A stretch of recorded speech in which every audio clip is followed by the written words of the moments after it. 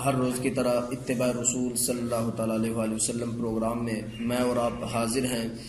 اللہ رب العزت کی بارگاہ میں دعا ہے کہ باری تعالیٰ آپ کو سن کے مجھے سنا کے عمل کرنے کی توفیق عطا فرمائے۔ ناظرین و سامعین، تراویح کے حوالے سے مسائل چل رہے تھے۔ میں نے یہ بیان کیا کہ تراویح کے اندر ایک قرآن پاک ختم کرنا یہ سنت ہے، اور 2 قرآن پاک اگر ختم کیا جائیں تو یہ افضل ہے، اور اگر 3 ختم کیے جائیں تو یہ اس سے بھی زیادہ افضل ہے۔ اور ایک اور مسئلہ یہ ہے کہ صورتوں کے ساتھ جن علاقوں میں یا جہاں کہیں بھی تراویح ادا کی جاتی ہیں تو صورتوں کے ساتھ تراویح ادا تو ہو جاتی ہیں، لیکن سنت مؤکدہ کے تارک ٹھہرائے جائیں گے، کیونکہ تراویح کے اندر ایک قرآن پاک ختم کرنا پورے رمضان شریف میں یہ سنت مؤکدہ ہے، اور سنت مؤکدہ کو ترک کرنا یہ لازم آئے گا، اور یہ طریقہ ٹھیک نہیں ہے۔ اور ہاں اگر ایسا ہو کہ حافظ نہیں مل رہا یا امام صاحب خود حافظ نہیں ہے اور حافظ میسر بھی نہیں ہے تو پھر انہیں چاہیے کہ وہ صورتوں کے ساتھ پڑھ لیں، کوئی حرج نہیں ہے۔ اور ایک اور مسئلہ وہ یہ کہ آپ بارہا مرتبہ دیکھیں گے کہ کہیں لکھا ہوتا ہے، فلیکسز وغیرہ چھپوا دی جاتی ہیں یا اشتہارات وغیرہ لگوا دیے جاتے ہیں کہ 5 روزہ تراویح یا 6 روزہ تراویح یا 10 روزہ تراویح، تو ان کا مقصد یہ ہوتا ہے، ناظرین و سامعین، اگر کسی کو دیکھنے کو ملے تو وہ تو اچھی طرح سمجھتے ہوں گے، لیکن جن کو نہیں پتا وہ بھی سماعت کر لیں کہ ان کا طریقہ کار یہ ہوتا ہے کہ وہ 5 روزہ تراویح جنہوں نے فلیکس وغیرہ لگوائی ہو وہ 5 دنوں میں پڑھتے 20 تراویح ہی ہیں، ہر روز 20 پڑھتے ہیں، لیکن 5 دنوں میں قرآن پاک مکمل کر لیتے ہیں۔ اور جنہوں نے 6 روزہ لکھا ہوتا ہے وہ 6 دنوں میں مکمل کر لیتے ہیں، اور جنہوں نے 10 روزہ لکھا ہو تو وہ 10 دنوں میں تراویح کے اندر قرآن پاک مکمل کر لیتے ہیں۔ تو کچھ احباب یوں کرتے ہیں کہ 5 روزہ تراویح میں شامل ہو جاتے ہیں، قرآن پاک مکمل سن لیتے ہیں، باقی 25 دن وہ ریسٹ کرتے ہیں۔ لو جی، ہم نے تو قرآن پاک مکمل سن لیا، اب ہمیں تراویح پڑھنے کی کوئی ضرورت اور حاجت نہیں ہے۔ تو وہ اپنی اصلاح فرمائیں کہ انہوں نے ایک تو سنت مؤکدہ ادا کر لیا کہ تراویح کے اندر رمضان شریف کے اندر انہوں نے قرآن پاک سن لیا ہے، لیکن ایک اور سنت مؤکدہ بھی باقی ہے، اور وہ جو ضروری تھی کہ پورے 30 دن 20 رکعت نماز تراویح کا اہتمام کرنا، تو وہ تو ابھی باقی ہے۔ تو جو احباب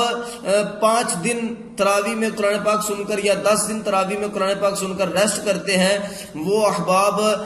ریسٹ سے گریز کریں اور پورے 30 دن نماز تراویح 20 رکعت ادا کیا کریں۔ اور ایک اور مسئلہ پوچھا گیا کہ کیا تراویح کے اندر 27 رمضان شریف کو قرآن پاک مکمل کرنا فرض یا لازم یا ضروری ہے؟ تو احباب ایسی بات نہیں ہے، تراویح کے اندر قرآن پاک آپ کسی دن بھی ختم کر سکتے ہیں، لیکن 27 رمضان شریف کو ختم کرنا یہ اولا ہے، یہ افضل ہے، کیونکہ صحابہ کا اکثر یہی معمول رہا، اور اکابرین صلحاء صالحین سارے اسلاف ہمارے جو اکابرین گزر چکے ہیں ان کا بھی تقریباً یہی معمول رہا کہ وہ 27 رمضان شریف کو قرآن پاک مکمل کیا کرتے تھے۔ اور اگر 30 دن میں بھی مکمل کر لیا جائے تو سنت مؤکدہ ادا ہو جائے گی، اور اگر 27 سے آگے پیچھے کسی دن میں بھی 21 کو 25 کو یا 24 کو 26 کو جس دن بھی مکمل ہو گیا تو تراویح ادا بھی ہو جائے گی، اور قرآن پاک پڑھنا سنت مؤکدہ بھی آپ کو حاصل ہو جائے گی۔ لیکن مسئلہ یہ ہے کہ یہ اکابرین کے طریقہ کار کے خلاف ہوگا تو تھوڑا سا قباحت آئے گی، باقی کوئی مسئلہ نہیں ہے۔ اولا اور افضل یہی ہے کہ 27 کو قرآن پاک ختم کیا جائے۔ اب تراویح کی جماعت کے حوالے سے کہ تراویح کی جماعت سنت مؤکدہ علی الکفایہ ہے، کہ تراویح کی جماعت اگر کسی محلے میں سے یا گاؤں میں سے ایک نے بھی ادا کر لی یا 2-3 جماعت میں شامل ہو گئے تو سب کی طرف سے ادا ہو جائے گی، لیکن سب کی طرف سے جماعت کے ساتھ پڑھنا یہ ادا ہو جائے گا، فردن ہر ایک پر پڑھنا لازم ہے، اور اگر نہ پڑھی جائے گی تو یہ گناہ گار ہوں گے، یہ میں پہلے بھی بتا چکا ہوں۔ اور اس طرح کوئی بندہ گھر میں جماعت کا اہتمام کر لے کہ گھر میں تراویح کی جماعت کروا لے، مسجد میں نہیں آتے تو گھر میں جماعت کا اہتمام کر لے تو جماعت تو ہو جائے گی، لیکن مسجد میں نماز جماعت کے ساتھ پڑھنا یہ افضل اور اولا ہے اور ثواب زیادہ پایا جائے گا، زیادہ ثواب ملے گا۔ اسی لیے مسجد میں آ کر نماز تراویح با جماعت ادا کرنا یہ افضل اور اولا ہے گھر میں جماعت کے ساتھ تراویح ادا کرنے سے۔ لیکن اگر کوئی گھر میں جماعت کے ساتھ تراویح ادا کر لے تو ان کی ہو جائے گی اور جماعت کا بھی ثواب مل جائے گا۔ اور اسی طرح کہیں ایسا ہوتا ہے کہ دو جماعتیں ہوتی ہیں، مسجد ڈبل سٹوری ہوتی ہے، ایک جماعت اوپر والی سٹوری میں ہو رہی ہوتی ہے اور ایک جماعت نیچے والی سٹوری میں ہو رہی ہوتی ہے، تو سوال پوچھا گیا کہ ایسی صورت ٹھیک ہے کہ دو جماعتیں بیک وقت ہو رہی ہوں تراویح کی، تو ایسی صورت ٹھیک ہے؟ اگر نفس صورت کو دیکھا جائے تو یہ صورت ٹھیک ہے، ایک جماعت اوپر والی منزل پہ ہو رہی ہو، ایک نیچے والی منزل پہ، تو دونوں جماعتیں ہو سکتی ہیں، لیکن اس سے مسائل پیش آئیں گے، چپکلش اور لڑائی جھگڑے کا مسئلہ بن سکتا ہے۔ یہ بھی ہو سکتا ہے کہ کوئی بندہ نیچے آ کے تبصرہ کرے کہ اوپر والے قاری صاحب اچھا پڑھتے ہیں اور نیچے والے قاری صاحب ذرا اچھا نہیں پڑھتے، تو اس طرح لڑائی جھگڑے اور معاملات بن سکتے ہیں اور یہ صورت ٹھیک نہیں ہے۔ تو ایسی صورت بنانی اچھی بات نہیں ہے، لیکن اگر کہیں لڑائی جھگڑا نہ ہوتا ہو اور یہ یقین ہو کہ جھگڑے سے پاک ہے اور جھگڑا نہیں ہو سکتا اور ان کا آپس میں کمپرومائز ہو، اور کچھ لوگ چاہتے ہوں کہ اور دو امام ہو، دو حافظ ہو، امام تو ایک ہی ہوتا ہے لیکن حافظ دو ہیں اور ان کا محلہ ہے، ان کی مسجد ہے اور وہ چاہتے ہیں کہ ہم اپنی مسجد میں ہی سنائیں، تو لوگ اگر سننا چاہیں تو ایسا ہو سکتا ہے کہ 10-12 ایک حافظ کے پیچھے کھڑے ہو جائے، 10-12 دوسرے حافظ کے پیچھے، لیکن یہ وہاں صورت ہوگی جہاں لڑائی جھگڑے کا معاملہ نہ ہو اور آوازیں نہ ٹکرائیں، اوپر والے کی آواز نیچے ٹکرائے، نیچے والے کی اوپر، آوازیں بھی نہ ٹکرائیں، اوپر والے کی آواز اوپر ہی رہنی چاہیے، نیچے والے کی نیچے ہی رہنی چاہیے، تو یہ ساری صورتحال ہو تو پھر دو جماعتوں کا اہتمام کرنا ٹھیک ہوگا، وگرنہ ٹھیک نہیں ہوگا۔ اور اسی طرح بعض اوقات ایسے ہوتا ہے کہ ایک محلے میں